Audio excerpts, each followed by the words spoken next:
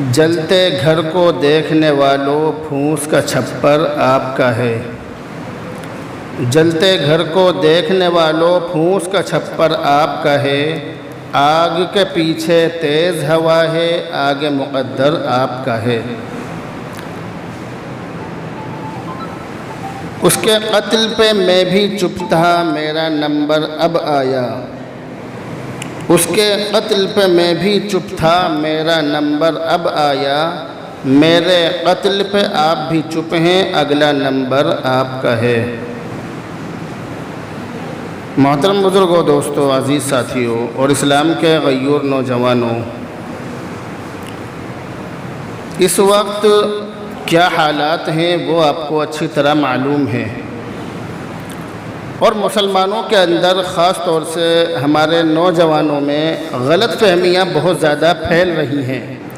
ہمارے نوجوان غلط فہمیوں کا بہت زیادہ شکار ہو رہے ہیں، اور شکار ہونے کی وجہ سے بہت بڑا نقصان اٹھا رہے ہیں۔ اب سے ایک ہفتہ پہلے جمعرات کے دن ہمارے اس ہاپوڑ شہر کے کچھ نوجوان اور کچھ لوگ ہم سے ہمارے منہ پر یہ کہہ رہے تھے کہ یہ علماء ہمیں بزدل بنانا چاہتے ہیں۔ یہ علماء آخر چاہ کیا رہے ہیں؟ آخر علماء سارے کے سارے بک گئے۔ علماء کرام کے بارے میں الٹی سیدھی بکواس جمعرات کے دن لوگ کر رہے تھے۔ ایسی باتیں کر رہے تھے کہ جن کو سننے کے بعد کانوں پر ہاتھ رکھنا پڑ رہا تھا۔ بڑی بڑی باتیں کر رہے تھے، مگر میں لوگوں کی باتیں سنتا ہوں اور خاموش رہتا ہوں، ان کو جواب نہیں دیتا۔ مگر ہمارے علماء کہتے ہیں کہ جو امام لوگ ہوتے ہیں، جو امام حضرات ہوتے ہیں، وہ پورے ہفتے سنتے ہیں اور جمعہ کے دن سناتے ہیں۔ پورے ہفتے سنتے ہیں، ریکارڈ کرتے ہیں، کون کیا کہہ رہا ہے، حالات کیسے ہیں، تمام باتیں سنتے ہیں، اور پھر اس کے بعد وہ لوگ وہ تمام باتیں جمعہ کے دن لوگوں کو بتلاتے ہیں، سمجھاتے ہیں۔ تو لوگ اس طرح کی باتیں کر رہے تھے، لیکن علماء کرام کی طرف سے اپیلیں جاری ہو رہی تھی، اور ہم نے بھی بار بار لوگوں سے یہی کہا کہ سکون و اطمینان سے رہیے، سکون و اطمینان سے رہنے کی ضرورت ہے۔ کسی بھی قسم کا تشدد کرنے کی ضرورت نہیں ہے۔ سکون و اطمینان میں جو فائدہ ہے، جو نفع ہے، وہ تشدد میں نہیں ہے۔ سڑکوں پر اترنے سے نبی کی محبت کا ثبوت نہیں دیا جا سکتا۔ کوئی آدمی یہ سمجھے کہ اگر ہم سڑکوں پر اتریں گے تو ہی نبی کی محبت ہمارے دلوں میں پیدا ہوگی، تو ایسا نہیں ہے۔ نبی کی محبت ہمیں سڑکوں پر اترنا نہیں سکھاتی ہے۔ نبی کی محبت ہمیں تشدد نہیں سکھاتی ہے۔ نبی کی محبت ہمیں پیار سکھاتی ہے۔ مگر کچھ لوگوں کے ذہنوں میں اور بلکہ زبانوں پر اس طرح کی باتیں بھی ہم نے سنی ہیں، میں نے خود اپنے کانوں سے سنی ہے۔ وہ علماء کے بارے میں بار بار ایک ہی بات کہہ رہے تھے، اور کہہ رہے ہیں کہ علماء لوگوں کو صبر کرنے کے لیے تو کہہ رہے ہیں، مگر لوگوں کو جنگ بدر اور جنگ احد کی داستان اور تاریخیں نہیں بتلا رہے۔ اس طرح کی باتیں بھی لوگ کہتے ہیں، کر رہے ہیں۔ مگر میں اس طرح کے لوگوں سے عام طور سے کہہ دیا کرتا ہوں کہ مسلمانوں کو ورغلانے کی یا مسلمانوں کے اندر جوش بھرنے کی ضرورت نہیں ہے، بلکہ مسلمانوں سے عام طور سے ہم یہی کہتے ہیں کہ صبر کرو، جیسا کہ قرآن کریم کہہ رہا ہے کہ صبر کرو۔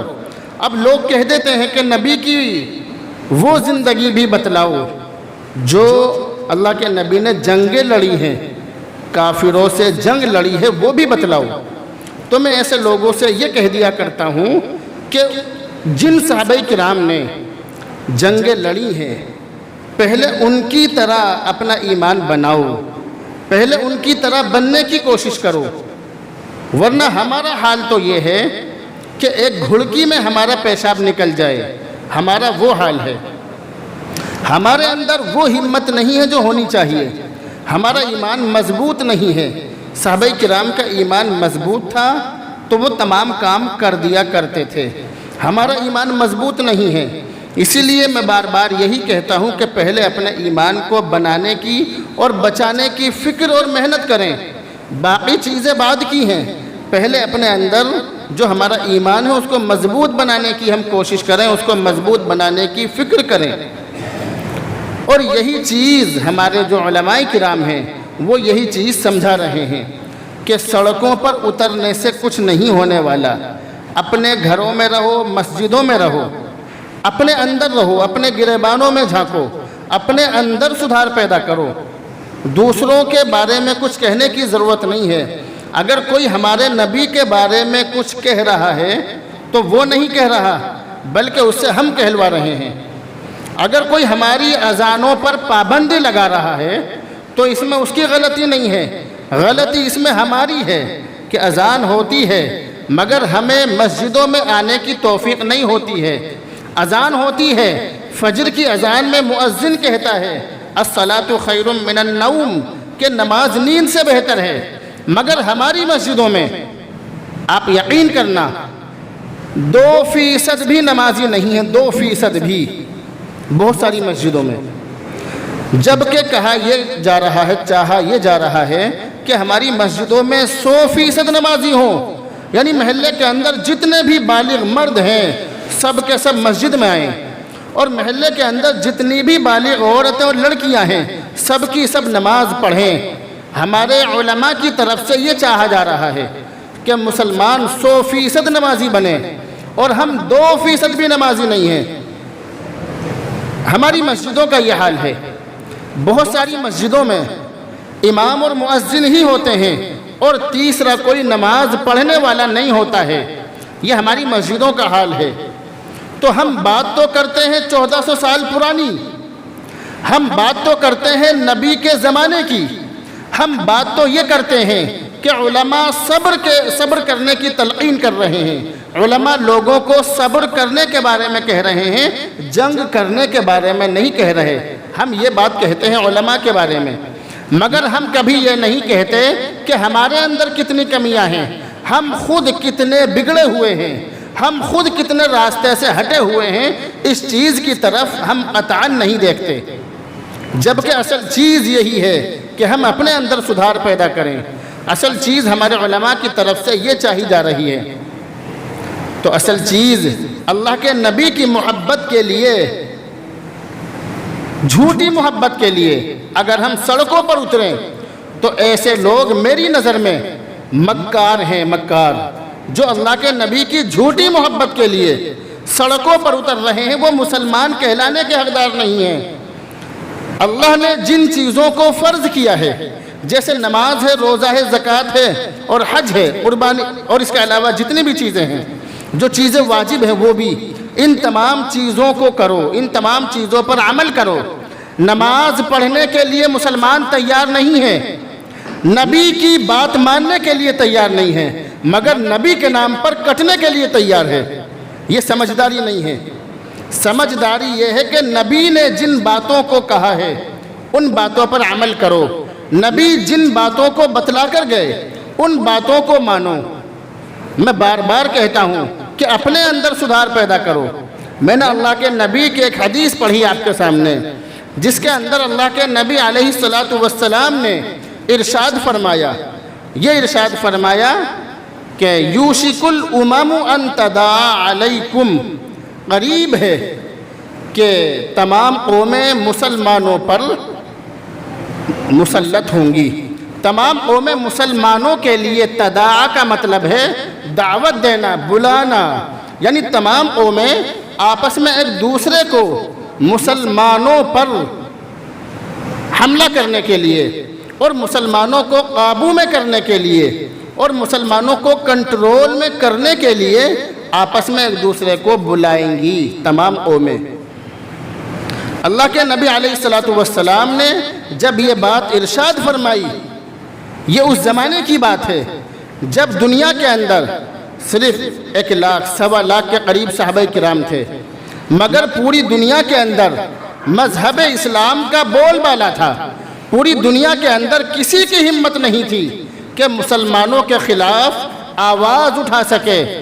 اس زمانے میں اللہ کے نبی نے ارشاد فرمایا تھا کہ امتیں، قومیں، مسلمانوں کے علاوہ جتنی قومیں ہیں وہ سب آپس میں ایک دوسرے کو تمہارے خلاف بلائیں گی، جس طرح سے دسترخوان پر کھانے کے لیے بلایا جاتا ہے اس طرح سے بلائیں گی۔ جب یہ بات صحابہ کرام نے سنی تو ان کے ذہنوں کے اندر فوراً یہ بات پیدا ہوئی کہ ایسا کیسے ہو سکتا ہے کہ پوری دنیا کے لوگ اور پوری دنیا کی قومیں اور پوری دنیا کی برادریاں مسلمانوں کے خلاف ایک دوسرے کو بلائیں گی اور مسلمانوں کو پیس دیں گی، ایسا کیسے ہو سکتا ہے؟ مسلمانوں پر مسلط ہو جائیں گی، ایسا کیسے ہو سکتا ہے؟ کیونکہ صحابہ کرام تو وہ تھے جنہوں نے 313 نے 1000 لوگوں کا منہ پھیر دیا تھا، وہ صحابہ کرام تھے جنہوں نے بہت کم تعداد میں بڑی بڑی حکومتوں کو نیست و نابود کر دیا تھا، وہ صحابہ کرام تھے۔ تو ان کے حلق سے یہ بات نہیں اتر رہی تھی کہ ایسا کیسے ہو سکتا ہے کہ مسلمانوں پر دنیا کی قومیں مسلط ہو جائیں۔ فوراً صحابہ کرام نے اللہ کے نبی سے معلوم کیا، اے اللہ کے نبی، کیا اس وقت مسلمان تعداد میں تھوڑے ہوں گے؟ تو اللہ کے نبی علیہ السلام نے ارشاد فرمایا کہ نہیں، مسلمان تعداد میں تھوڑے نہیں ہوں گے، مسلمان تعداد میں بہت ہوں گے، اس وقت مسلمان بہت زیادہ ہوں گے، لیکن پھر بھی دنیا کی قومیں، دنیا کی جماعتیں اور دنیا کے اندر جتنی بھی برادریاں ہیں وہ سب مسلمانوں پر حملہ آور ہوں گی۔ یہ جو زمانہ چل رہا ہے، یہ جو وقت چل رہا ہے، ایک آنکڑے کے حساب سے 2010 میں جو آنکڑا لگایا گیا اس کے حساب سے دنیا کا ہر چوتھا انسان مسلمان ہے، اور اس وقت دنیا کے اندر 1 ارب 57 کروڑ مسلمان ہیں۔ جتنے مسلمان اس وقت دنیا کے اندر موجود ہیں، اب سے پہلے زمانے میں اتنے مسلمان نہیں تھے، اور 9/11 کے بعد جو مسلمان بننے کا جو سلسلہ شروع ہوا، عیسائی لوگ بہت بڑی تعداد میں مذہب اسلام کے اندر داخل ہوئے، بہت سارے عیسائی مسلمان بنے، یعنی اس وقت جتنے مسلمان ہیں اب سے پہلے زمانے میں اتنے مسلمان نہیں تھے۔ 1 ارب 57 کروڑ مسلمان اس وقت پوری دنیا کے اندر لگ بھگ موجود ہیں، اور دنیا کا ہر چوتھا انسان مسلمان ہے۔ مگر مسلمانوں کی کیا حیثیت ہے اور عالمی پیمانے پر مسلمانوں کا کتنا بڑا وجود ہے، یا مسلمانوں کی کیا اوقات ہے، اور مسلمانوں کے مفاد کی بات کرنا اور مسلمانوں کے حق کی بات کرنا کوئی شخص اور کوئی تنظیم نہیں چاہتی ہے۔ یہاں تک کہ 50 سال سے جو اس دنیا کے اندر حقوق انسانی کی تنظیمیں چل رہی ہیں، جو پوری دنیا کے اندر اگر کہیں بھی کسی پر بھی ظلم ہوتا ہے تو وہ تنظیمیں اس کے خلاف بولتی ہیں، اس کے خلاف ایکشن لیتی ہیں، تو تقریباً 50 سال سے وہ تنظیمیں مسلمانوں کے علاوہ ہر کسی پر بھی ظلم ہو تو اس کے خلاف تو بولتی ہیں، مگر مسلمانوں پر اگر ظلم ہو تو اس کے خلاف نہیں بولتی۔ تو اللہ کے نبی علیہ السلام نے جو بات ارشاد فرمائی تھی کہ ایسا زمانہ آ جائے گا کہ دنیا کی قومیں اور دنیا کی جماعتیں مسلمانوں کو گھیرنے کے لیے اور مسلمانوں کے خلاف ایک دوسرے کو دعوت دیں گی، بلائیں گی۔ تو اللہ کے نبی علیہ السلام کے اس فرمان پر اور یہ فرمانے پر صحابہ کرام نے عرض کیا تھا، اے اللہ کے نبی، کیا اس وقت مسلمان تعداد میں تھوڑے ہوں گے؟ تو اللہ کے نبی نے ارشاد فرمایا تھا کہ مسلمان تعداد میں تھوڑے نہیں ہوں گے، مسلمان تعداد میں بہت ہوں گے۔ جیسا کہ میں نے ابھی آپ کو بتلایا کہ اس وقت مسلمان تعداد میں بہت زیادہ ہیں، دنیا کا ہر چوتھا انسان مسلمان ہے، اس سے بڑی تعداد میں اور کیا مسلمان ہو سکتا ہے؟ مگر اس وقت کے مسلمانوں کے دلوں کے اندر 2 چیز پیدا ہوں گی جس کی وجہ سے ان مسلمانوں کی کوئی اوقات نہیں ہوگی اور ان مسلمانوں کا کوئی وجود نہیں ہوگا۔ اللہ کے نبی علیہ السلام نے ارشاد فرمایا، حب الدنیا و کراہیت الموت، یہ 2 چیزیں مسلمانوں کے اندر پیدا ہو جائیں گی۔ جب یہ 2 چیزیں مسلمانوں کے اندر پیدا ہو جائیں گی تو پھر مسلمان کتنی ہی تعداد میں ہو جائیں، چاہے دنیا کا ہر انسان مسلمان ہو جائے، چاہے دنیا کے اندر تمام انسان مسلمان ہو جائیں، اگر مسلمانوں کے اندر یہ 2 چیزیں پیدا ہو گئی تو مسلمان ذلت کی زندگی گزارے گا، مسلمان ذلت و خواری کی زندگی گزارے گا۔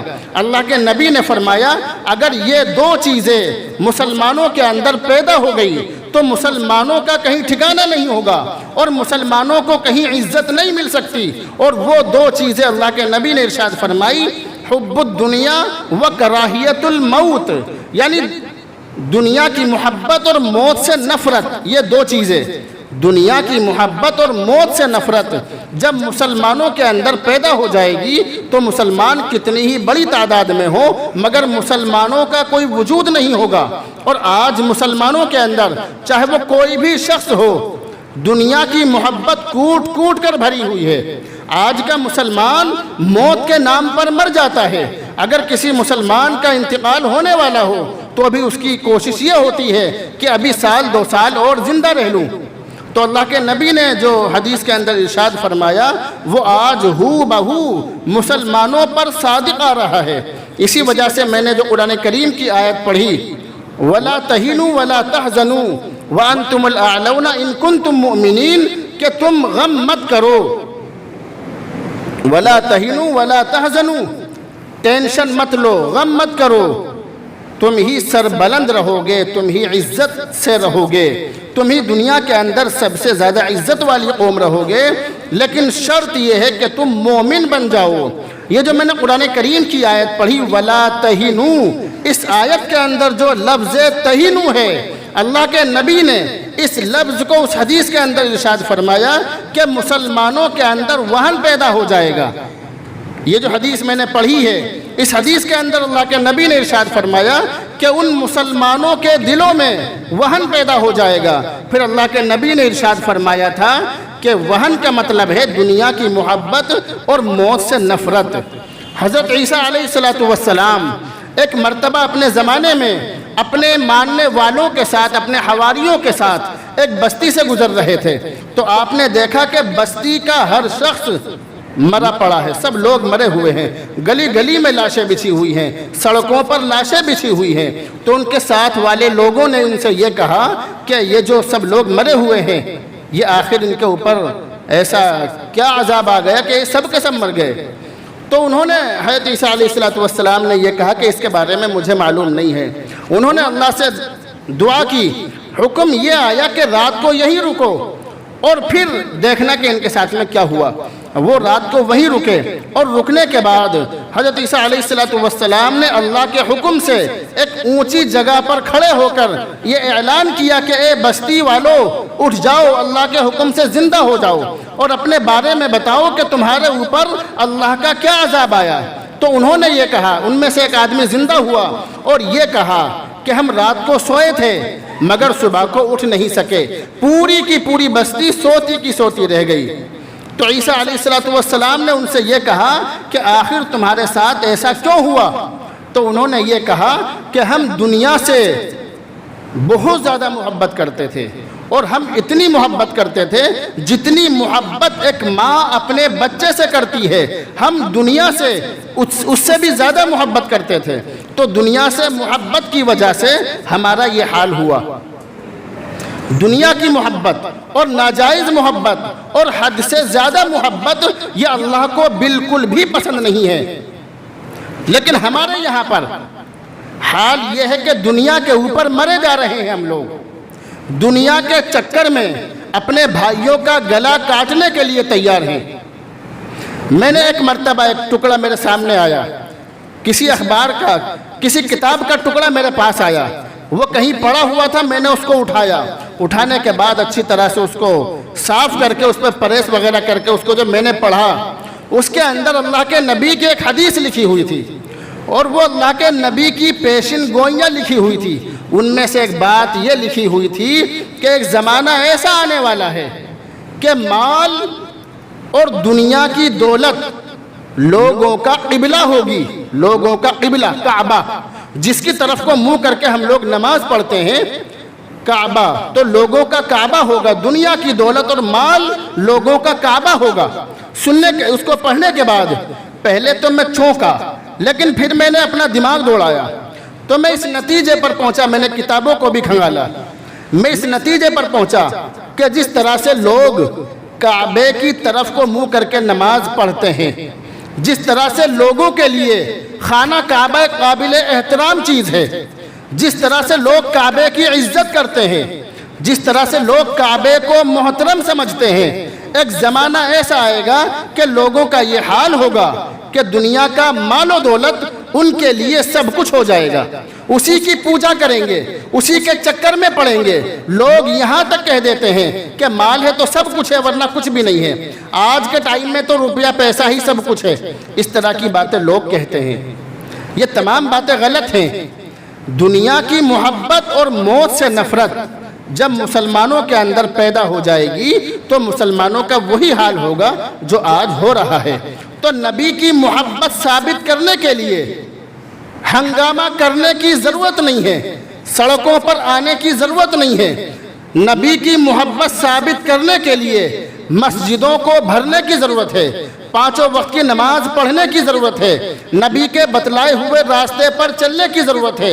نبی سے محبت ثابت کرنے کے لیے اللہ اور اس کے رسول کے بتلائے ہوئے طریقے پر چلنے کی ضرورت ہے۔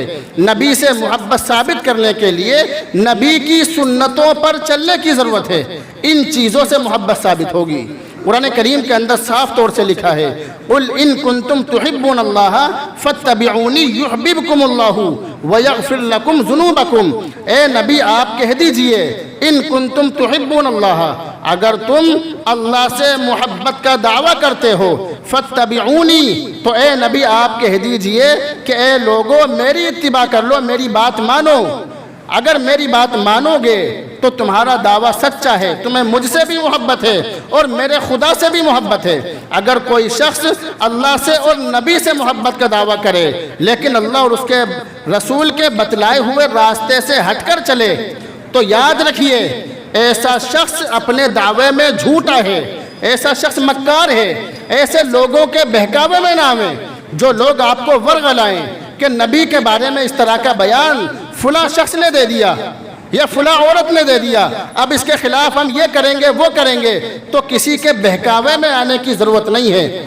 بالکل بھی افواہوں پر دھیان دینے کی ضرورت نہیں ہے۔